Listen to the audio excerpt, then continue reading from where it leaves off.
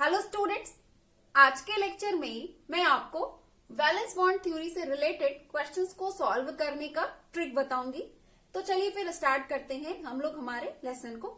सबसे पहले मैं आपको ये बता देती हूँ कि इस पर्टिकुलर टॉपिक से किस तरह के क्वेश्चंस बनते हैं, देन उसके बाद हम लोग उसको सॉल्व करने के तरीके को समझेंगे। देखिए यहाँ पे होता क्या है कि आपको कोई कॉम्प्लेक्स आयन दे दिया जाता है, कोई भी कॉम्प्लेक्स आयन दे दिया जाएगा और फिर आपसे उस कॉम्प्लेक्स आयन के लिए ये सारी चीजें पूछी जा सकती है। आपसे कहा जा सकता है कि इसका हाइब्रिडाइजेशन बताइए, या फिर ज्योमेट्री, शेप या स्ट्रक्चर पूछा जा सकता है, या फिर आपसे उसकी मैग्नेटिक प्रॉपर्टी पूछी जा सकती है कि ये वाला कॉम्प्लेक्स आयन कैसा है, डायामैग्नेटिक है या पैरामैग्नेटिक है, या फिर आपसे इनमें से कोई चीज पूछ सकता है कि ये जो आपका कॉम्प्लेक्स आयन है ये कैसा है, ऑर्बिटल मतलब कि इनर ऑर्बिटल कॉम्प्लेक्स है या फिर आउटर ऑर्बिटल कॉम्प्लेक्स है, या फिर हाई स्पिन है या लो स्पिन है। इस तरह की चीजें पूछी जा सकती है।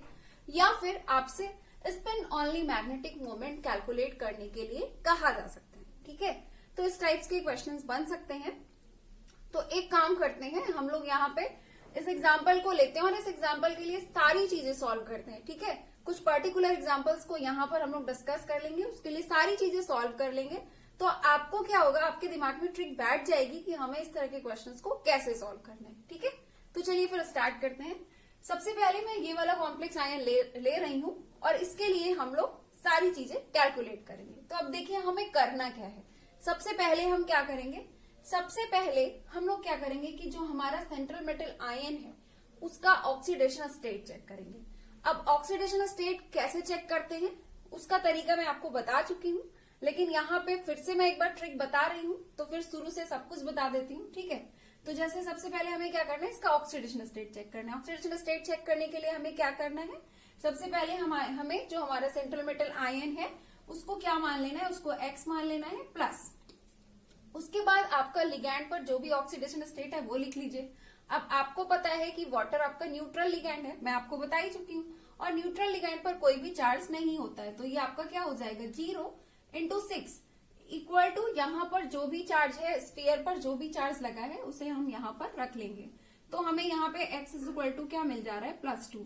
दिस मीन्स कि यहाँ पर आयरन पर कौन सा ऑक्सीडेशन स्टेट है, +2। ठीक है, तो हमें सबसे पहले क्या करना है, हमें पहले हमारे सेंट्रल मेटल आयन का ऑक्सीडेशन स्टेट चेक करना है, जो हमने चेक कर लिया।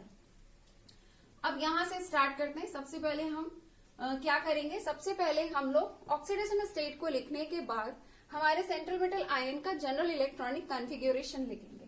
तो अगर आयरन पर कोई ऑक्सीडेशन स्टेट ना होता तो उसके लिए जनरल इलेक्ट्रॉनिक कॉन्फ़िगरेशन क्या होता, 3d6 4s2, है ना। अब जब यहाँ पे क्या है, यहाँ पे +2 चार्ज लगा हुआ है इस पर, तो इसका मतलब ये है कि आपको 2 इलेक्ट्रॉन रिमूव करना पड़ेगा। तो आप कहाँ से करेंगे, 4s से करेंगे। तो इसका मतलब है कि Fe2+ के लिए, Fe जिस पर की 2+ चार्ज लगा है, तो उस केस पे उसका जनरल इलेक्ट्रॉनिक कॉन्फ़िगरेशन क्या हो जाएगा, 3d6 4s0। इतना आपने कर लिया। अब इसके बाद आप क्या करिए, इसके बाद आप देखिए अगर यहाँ पे 4s0 है यानी कि इस पे 4th सेल है, तो 4th सेल के बाकी सारे सब सेल भी होंगे, तो उसको भी मेंशन कर ही लीजिए। ठीक है, अब यहाँ पे अगर s सब सेल है, 4th सेल में क्या होता है, s p d f सारे सब सेल होते हैं, है ना। तो अब जब 4s0 है तो 4p भी 0 होगा, 4d भी 0 होगा, तो उनको भी मेंशन कर लीजिए। ठीक है, अब देखिए आपको क्या करना है। अब इसके बाद आपको ये जो आपका 3D है, 3D वाला सबसेल आपको बना लेना है। पहले आप क्या करिए, सारे जो आपके सबसेल हैं उनके ऑर्बिटल्स को बना लीजिए। तो आपने यहाँ पे फटाफट से बना लिया, 3D बना लिया आपने, 4s भी बना लिया, 4p भी बना लिया, और आपने क्या किया, 4d भी बना लिया, 4d भी बना लिया। सबको फटाफट बना लीजिए। उसके बाद आपको क्या करना है, उसके बाद आपको ये सब आपने कर लिया। अब उसके बाद आपको क्या करना है, बाकी सब तो 0 0 0 है, उसमें कोई इलेक्ट्रॉन तो है नहीं, 4s 4p और 4d में कोई इलेक्ट्रॉन तो है नहीं, उसे छोड़ दीजिए। सिर्फ आपका इलेक्ट्रॉन कहाँ पे है, सिर्फ आपका 3d में है, 6 इलेक्ट्रॉन है। तो अब आप क्या करिए, इलेक्ट्रॉन को फिल कर लीजिए। इलेक्ट्रॉन को फिल करते वक्त ये जरूर चेक कर लीजिए कि जो आपको कॉम्प्लेक्स आयन दिया गया है उस पे लिगैंड कैसा है। अगर उस पे लिगैंड आपका वीक है तो आप क्या करेंगे, इलेक्ट्रॉन को हुंड के रूल के अकॉर्डिंग फिल करेंगे, और अगर आपका लिगैंड स्ट्रांग है तो उसे पेयर्ड फॉर्म में फिल करेंगे। ठीक है, तो अभी आप लोगों को हालांकि मैं बता ही चुकी हूँ कि वीक लिगैंड कौन से हैं और स्ट्रांग लिगैंड्स कौन से हैं, उनके एग्जाम्पल मैं आपको बता ही चुकी हूँ। पर मैं यहाँ पे अब जब ट्रिक बता ही रही हूँ तो फिर उसको भी मैं शॉर्टकट में यहाँ पे बता ही देती हूँ। क्या बताया था मैंने आपको स्ट्रॉन्ग लिगैंड में, क्या क्या बताया था मैंने आपको बताया था कार्बोनिल NO+, है ना, NO+, EN, ammonia, ethylene diamine, EN और अमोनिया, फिर और आपको क्या बताया था मैंने साइनो, ठीक है। उसके अलावा मैंने आपको वीक लिगैंड में क्या क्या बताया था, वीक लिगैंड में मैंने आपको बताया था क्लोरो, ब्रोमो, आइडो, फ्लोरो और वाटर, ठीक है। ये सारे लिगैंड्स मैंने आपको बताए थे। तो अब जब इलेक्ट्रॉन की फिलिंग करनी है तो हमें ये जरूर चेक कर लेना है कि हमारा लिगैंड कैसा है, ठीक है। ये जो शॉर्ट ट्रिक में सबसे पहले कहीं पे साइड पे आप लोग यहाँ पे नोट डाल के इस लिगैंड को मेंशन कर लीजिए। चलिए, ठीक है। अब आपने यहाँ पे देखा कि आपका वाटर है और वाटर आपका कैसा है, वीक लिगैंड है। तो जब आपका लिगैंड वीक होगा तो आप इलेक्ट्रॉन को किस तरह से फिल करेंगे, हुन्स के रूल को आप फॉलो करेंगे, हुन्स रूल को आप फॉलो करेंगे इस केस में। और इस केस में अगर लिगैंड आपका स्ट्रांग है तो आप फॉलो नहीं करेंगे, ठीक है। तो यहाँ पे वीक लिगैंड है हमारा, वाटर है, तो हम हुन के रूल को फॉलो करेंगे। हमें 6 इलेक्ट्रॉन फिल करना है तो हम ऐसे फिल करेंगे 1 2 3 4 5 6, यानी कि पहले सब जगह 1 इलेक्ट्रॉन फिल कर देंगे, देन उसके बाद पेयरिंग स्टार्ट करेंगे, ठीक है। इतना हमने कर लिया। तो ये पहले एक बेसिक स्ट्रक्चर था, एक तरह से बेसिक बातें थी जो जरूरी है इन सारी चीजों को सॉल्व करने के लिए। तो इतना हमने कर लिया। अब फटाफट हमें हमारे क्वेश्चंस के आंसर मिलते जाएंगे, ठीक है। तो आपने क्या किया, ये फिल कर लिया। अब आपको क्या चेक करना है, हाइब्रिडाइजेशन। तो हाइब्रिडाइजेशन चेक करना है तो उसके लिए आप क्या करिए, सबसे पहले यहाँ पर देखिए कि लिगैंड्स के नंबर्स कितने हैं। जैसे यहाँ पे आपको देखने को मिला कि यहाँ पे 6 लिगैंड्स है, तो 6 लिगैंड्स है तो ऑब्वियस सी बात है कि सेंट्रल मेटल आयन को 6 लिगैंड से जुड़ने के लिए 6 ऑर्बिटल की नीड होगी। तो ये क्या करेगा, ये हाइब्रिडाइजेशन में 6 ऑर्बिटल्स को इन्वॉल्व करेगा। तो अब आप क्या करिए, 6 वैकेंट ऑर्बिटल फटाफट कलेक्ट कर लीजिए, मतलब 6 वैकेंट ऑर्बिटल को हाइब्रिडाइज करा दीजिए, आपको हाइब्रिडाइजेशन पता चल जाएगा। तो यहां तक तो इलेक्ट्रॉन फील्ड है। अब वैकेंट कहां से स्टार्ट हो रहा है, यहां से स्टार्ट हो रहा है वैकेंट ऑर्बिटल, ये वाला, यहां तक तो इलेक्ट्रॉन फील्ड है, यहां तक के ऑर्बिटल्स में, है ना। अब इसके बाद जो भी वैकेंट ऑर्बिटल है उसी को आप इन्वॉल्व कर लीजिए। टोटल 6, तो कितने हमें मिल गए, 1 2 3 4 5 6। तो आप क्या करिए, ये 6 ऑर्बिटल्स को आपस में हाइब्रिडाइज करा दीजिए, आपको हाइब्रिडाइजेशन पता चल जाएगा। तो क्या हो जाएगा हाइब्रिडाइजेशन, देखिए S से 1 ऑर्बिटल आ रहा है, P से 1 2 3, sp3, और D से कितने ऑर्बिटल्स आ रहे हैं, 1 2, sp3d2। आपको पता चल गया कि आपके इस कॉम्प्लेक्स आयन के लिए हाइब्रिडाइजेशन क्या हो जाएगा, sp3d2। तो इस तरह से पहली चीज आप लोगों ने इसके लिए निकाल ली, क्या निकाल ली, हाइब्रिडाइजेशन। हाइब्रिडाइजेशन इसका क्या है, sp3d2। चलिए अब आ जाते हैं हम लोग इसकी ज्योमेट्री निकालते हैं, ठीक है। सेकंड चीज निकालते हैं। सेकंड क्या है, ज्योमेट्री या शेप या फिर स्ट्रक्चर के नाम से पूछा जा सकता है। तो ज्योमेट्री हमें निकालनी है। तो ज्योमेट्री के लिए साइड में नोट पॉइंट बना के लिखते चलिए। पहला नोट पॉइंट आप ये लिखिए कि वीक लिगैंड आपका कौन सा है, स्ट्रॉन्ग लिगैंड आपका कौन सा है, पहला। और उसपे साथ में बगल में ये जरूर लिखिए कि लिगैंड वीक रहेगा तो हम हुन का रूल फॉलो करेंगे इलेक्ट्रॉन फिल करते वक्त 3D में, और अगर लिगैंड स्ट्रांग रहेगा तो हम हुन का रूल फॉलो नहीं करेंगे। नोट पॉइंट में सेकेंड पॉइंट ये लिख लीजिए। नोट पॉइंट में सेकेंड पॉइंट आप क्या लिखेंगे, नोट पॉइंट में सेकेंड पॉइंट आप लोग ये लिखेंगे कि जब भी हमारा sp3d2 या फिर d2sp3 हाइब्रिडाइजेशन होगा तो हमारी जो ज्योमेट्री होगी वो कैसी होगी, ऑक्टाहेड्रल। और अगर आपको sp3 हाइब्रिडाइजेशन देखने को मिले तो ज्योमेट्री कैसी हो जाएगी, टेट्राहेड्रल, या शेप पूछे तो भी कहिए टेट्राहेड्रल। और अगर आपको dsp2 देखने को मिलता है हाइब्रिडेशन, तो उस कंडीशन में आपकी ज्योमेट्री कैसी हो जाएगी, स्क्वायर प्लेनर। तो इस चीज को शॉर्ट बगल में नोट पॉइंट बना बना के लिख लीजिए, क्योंकि क्वेश्चन सॉल्व करेंगे तो कुछ पर्टिकुलर चीजें हैं जो हमें याद रहनी चाहिए, उसका बार बार यूज होता रहता है, ठीक है। तो उन चीजों को मैं यहाँ पे साइड में बता दूंगी नोट पॉइंट में, तो आप लोग उसको नोट करते चलिए, ठीक है। हाइब्रिडेशन आपने चेक कर लिया।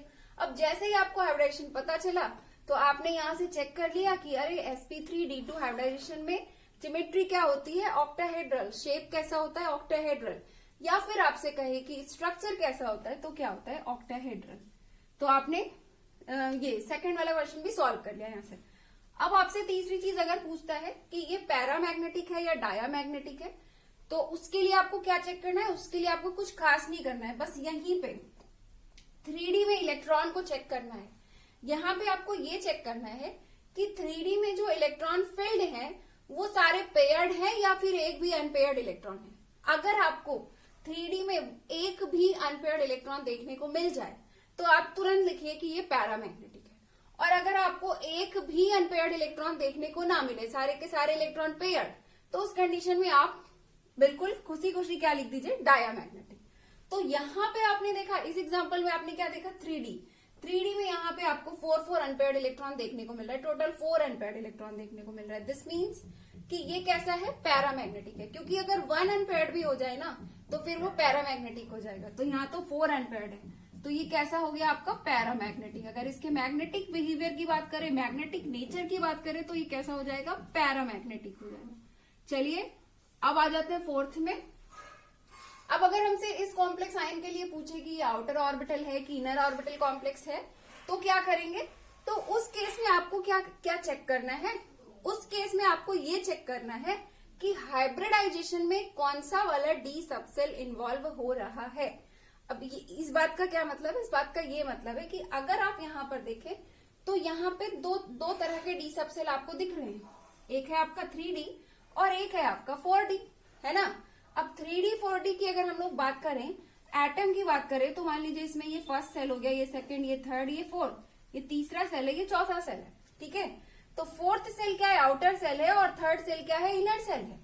तो हम जब हमारा फोर्थ सेल आउटर सेल है तो इसको हम लोग क्या बोल सकते हैं, इसको हम लोग बोल सकते हैं ना कि ये हमारा आउटर डी सबसेल है ना। ये हमारा क्या है, आउटर डी सबसेल है, ये हमारा आउटर डी सबसेल है। और ये हमारा क्या है, ये इनर वाले सेल का डी सबसेल है। तो इसे हम लोग क्या बोल सकते हैं, इसे हम लोग बोल सकते हैं इनर डी सबसेल। इसे हम लोग क्या बोल सकते हैं, इनर डी सबसेल। तो अगर आपके हाइब्रिडाइजेशन में आउटर वाला डी सबसेल इन्वॉल्व हो जाए तो आपका कॉम्प्लेक्स आउटर ऑर्बिटल कॉम्प्लेक्स होगा, और अगर इनर वाला डी सबसेल इन्वॉल्व हो जाए इन द हाइब्रिडाइजेशन तो आपका जो कॉम्प्लेक्स है वो कैसा हो जाएगा, इनर ऑर्बिटल कॉम्प्लेक्स। तो अब जब हम यहाँ पे हाइब्रिडाइजेशन चेक कर रहे हैं तो हम जो देख रहे हैं कि हमें यहाँ पे बाहर वाला, जो हमारा बाहर वाला डी सबसेल है वो इन्वॉल्व हो रहा है ना, बाहर वाले डी सबसेल के ऑर्बिटल्स इसमें हाइब्रिडाइजेशन में इन्वॉल्व हो रहे हैं ना। तो ये कैसा कॉम्प्लेक्स हो जाएगा, ये हो जाएगा हमारा आउटर ऑर्बिटल कॉम्प्लेक्स, ठीक है। क्या हो जाएगा, outer orbital complex, outer orbital complex. चलिए फिफ्थ नंबर में आ जाए। फिफ्थ नंबर में हमसे क्या कहा जा रहा है, spin only magnetic moment calculate करने के लिए कहा जा रहा है। तो अब देखिए स्पिन ऑनली मैग्नेटिक मोमेंट कैसे कैलकुलेट करेंगे, स्पिन ऑनली मैग्नेटिक मोमेंट भी कैलकुलेट कर लेते हैं। देखिए spin only magnetic moment calculate करने का जो फॉर्मूला होता है उसे आप लोग नोट नंबर 3 में लिखिए, ठीक है। जो आप लोग नोट पॉइंट बगल में लिख रहे हैं उस पर तीसरा पॉइंट लिखिए कि म्यू इज इक्वल टू होता है under root n into n plus 2, और n यहाँ पे क्या है, n यहाँ पे है नंबर ऑफ अनपेयर्ड इलेक्ट्रॉन्स, ठीक है। n आपका क्या है, नंबर ऑफ अनपेयर्ड इलेक्ट्रॉन्स, इसे लिख लीजिए साइड में। तो अब इसके लिए म्यू कैलकुलेट करते हैं। देखिए म्यू कैलकुलेट करेंगे तो क्या हो जाएगा, सबसे पहले नंबर ऑफ अनपेयर्ड इलेक्ट्रॉन्स लिख लेते हैं। अनपेयर्ड इलेक्ट्रॉन आपको कहाँ पे देखना है, डी सबसेल में देखना है, सब कुछ डी सबसेल में ही देख रहे हैं। कितने अनपेयर्ड इलेक्ट्रॉन है यहाँ पे, 1 2 3 4 है यहाँ पे। तो क्या हो जाएगा 4, फिर यहाँ पे क्या हो जाएगा 4 प्लस 2, ठीक है। एन की जगह पे 4, क्योंकि नंबर ऑफ अनपेयर्ड इलेक्ट्रॉन कितने, 1 2 3 4। बस फिर इसके बाद आप कैलकुलेट कर लीजिए, क्या हो जाएगा आपका 4 प्लस 2 यानी कि 6, और 6 से 4 जा कितना हो जाएगा 24, ठीक है। म्यू इज इक्वल टू क्या हो जाएगा 24। अब देखिए ये क्या है, अंडर रूट 24, और ये आपका क्या होता है, बोहर मैग्नेटॉन। तो ये आंसर किसमें आता है, बोहर मैग्नेटॉन। अब चाहिए तो आप इसे फर्दर सॉल्व कर लीजिए, रूट से बाहर ले आइए, ठीक है। तो इस तरीके से चीजें होती हैं जो आपको सॉल्व करनी होती है। तो ये फर्स्ट एग्जाम्पल हो गया। अब हम लोग एक एग्जाम्पल और देख लेते हैं, ठीक है। चलिए एक एग्जाम्पल और देख लेते हैं।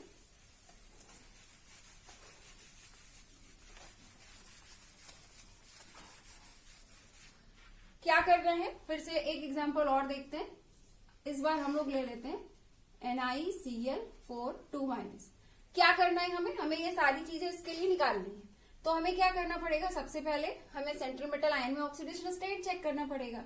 ऑक्सीडेशन स्टेट क्या हो जाएगा, X plus -1 into 4 is equal to -2, तो ये क्या हो जाएगा, plus minus minus, x -4 -2, x is equal to +4 -2, x is equal to क्या हो जाएगा, +2।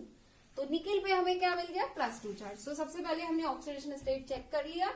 ऑक्सीडेशन स्टेट निकिल पे +2 मिल रहा है। अगर निकिल पे कोई चार्ज नहीं होता तो उस कंडीशन पे निकिल पे हम क्या लिखते, इसका जनरल इलेक्ट्रॉनिक कॉन्फ़िगरेशन हम लिखते 3d8 4s2।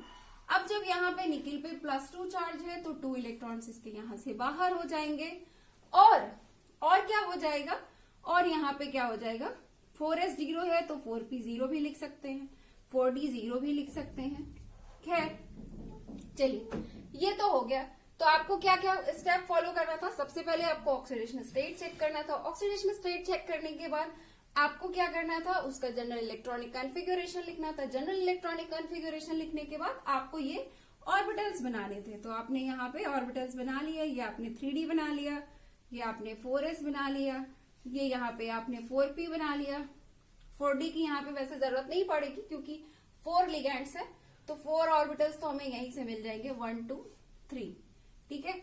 4s 4p, ये देखिए 1 2 3 4 यहीं से मिल जाएंगे। तो इसलिए मैं 4d नहीं बना रही हूँ क्योंकि उसकी आगे नीड भी नहीं है, 4 ही लिगेंड्स हैं यहाँ पर, ठीक है।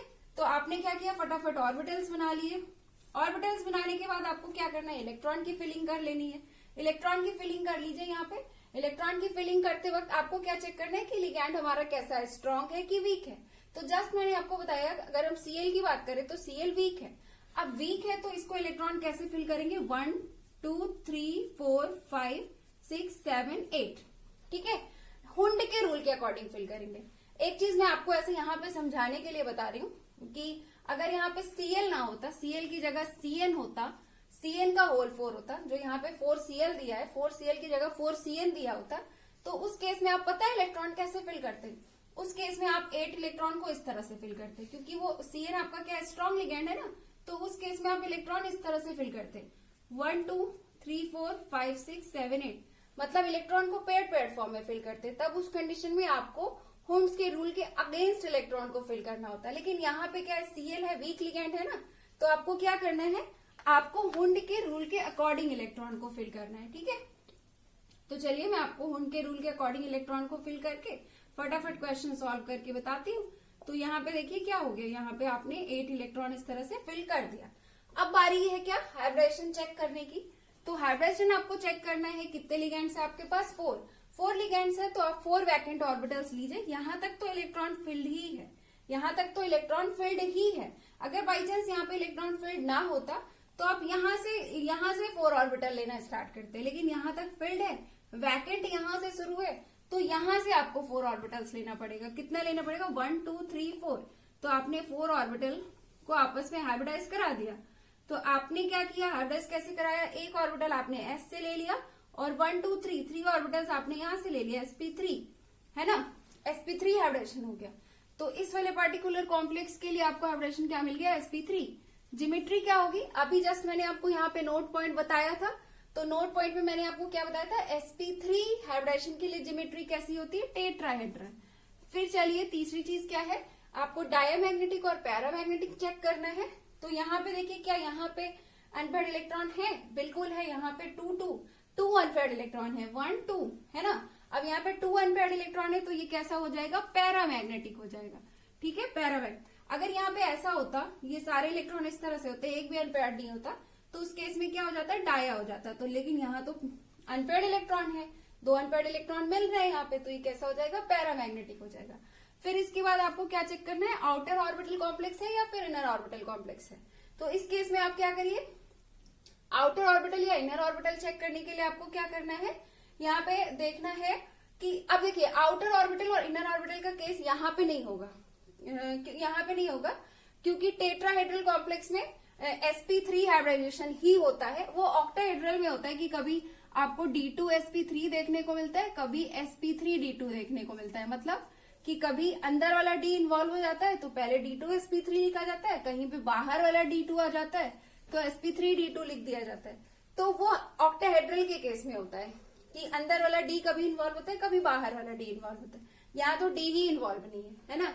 यहाँ पे टेट्राहेड्रल के केस में ऑलवेज sp3 ही हाइब्रिडाइजेशन होता है, तो यहाँ से टेट्राहेड्रल में ये वाला क्वेश्चन नहीं पूछेगा। Orbital inner, outer orbital complex, inner orbital complex, ये नहीं पूछेगा। हाँ, टेट्राहेड्रल के केस में आपसे ये जरूर पूछ सकता है कि कॉम्प्लेक्स आपका हाई स्पिन है कि लो स्पिन है। तो हाई स्पिन और लो स्पिन कैसे चेक करते हैं?